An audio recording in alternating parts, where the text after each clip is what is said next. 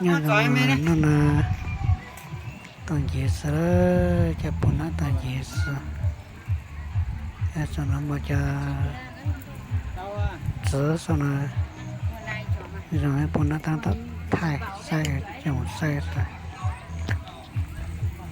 thì thằng nào tăng tốc tàu kim một nó cho tàu kim một nó cho tốc thì sẽ dòng này chưa sẽ tốc thì nó sẽ dòng một nó cho tàu sẽ tốc thì nó một thằng nhà cho tốc thì nó sẽ bộ một băng bộ một thì nhá rồi sai rồi nhà sẽ tốc thì nó sẽ một băng chờ ta thì chấp băng thì nó nhảy tập băng nhá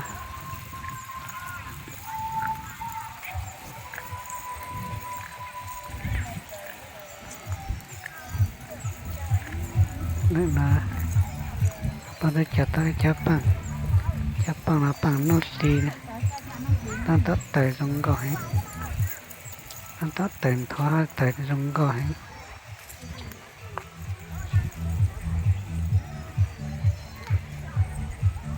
ta tên thôi giống gọi nhá giờ bán nó đi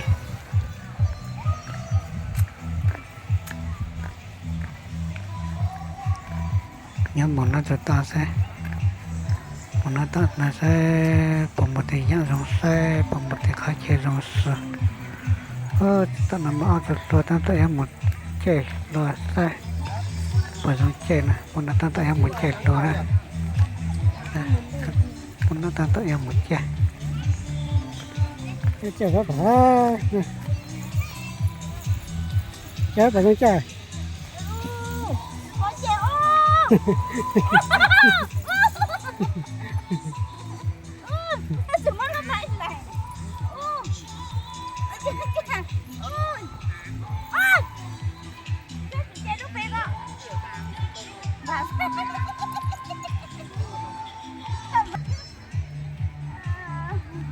đấy rồi đó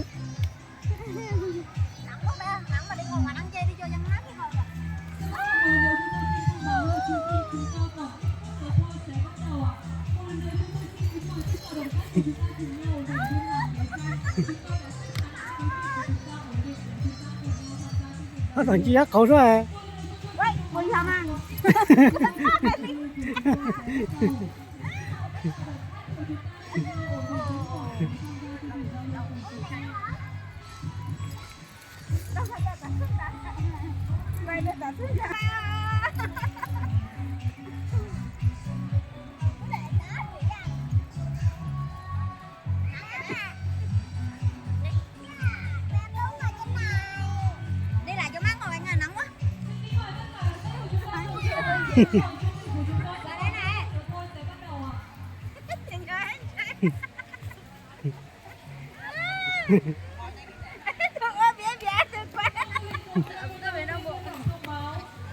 cháu chụp cái này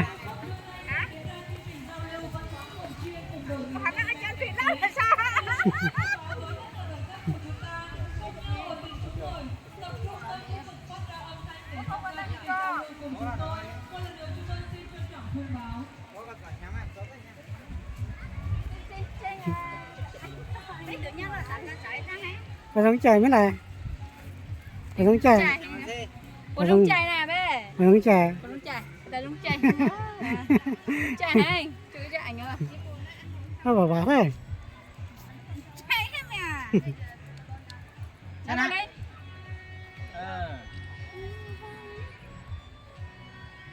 Không được chi nữa. Ê, anh cho cái túi tôi giờ cho túi tại ra. sao tại sao sao Nè nè nè sai nè. Lên sư. Sao mà lúc khó cho ấy. Nè nè sai thật nè.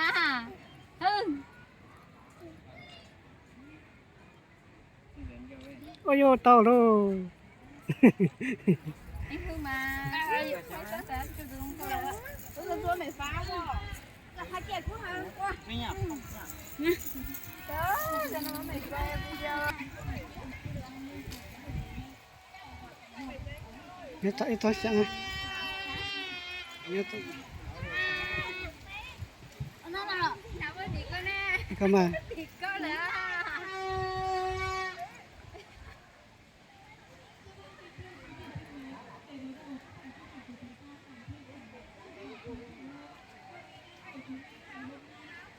Tình trạng nó chạy trắng.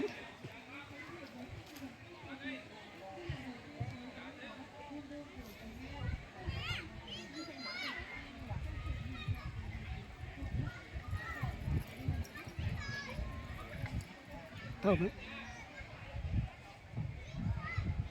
Thôi.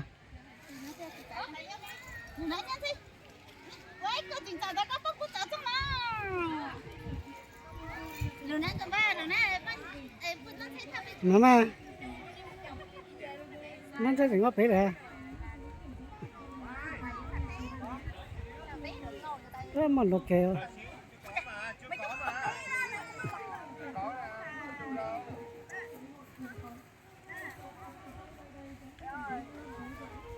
chụp ảnh bây giờ Giờ nè. có lùm à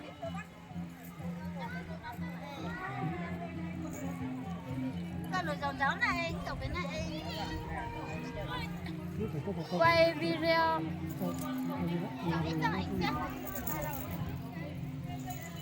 chụp quay video là chụp ảnh à hả Dạ vâng.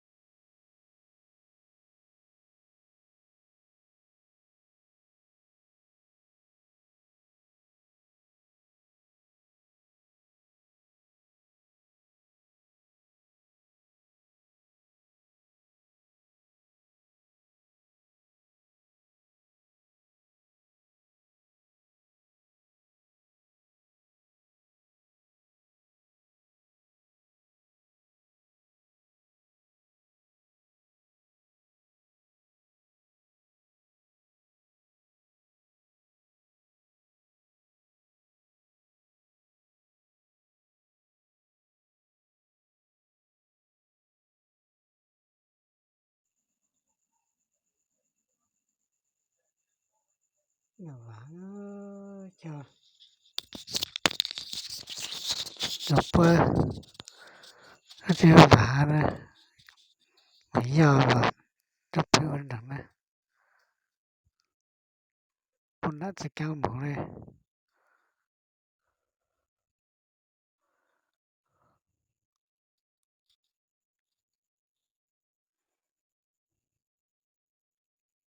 cái một sao chính số ít tuổi chính số ít tuổi chứ một sao thì nó rất tiểu á đấy thì là khó chịu này là dùng gọi dùng sai đấy thì là mà tên đông thì dùng gọi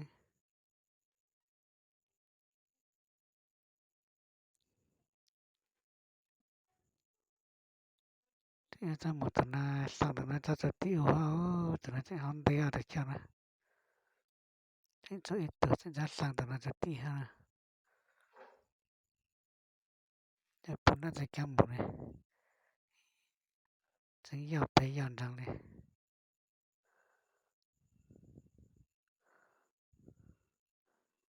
tập là tiểu đấy nè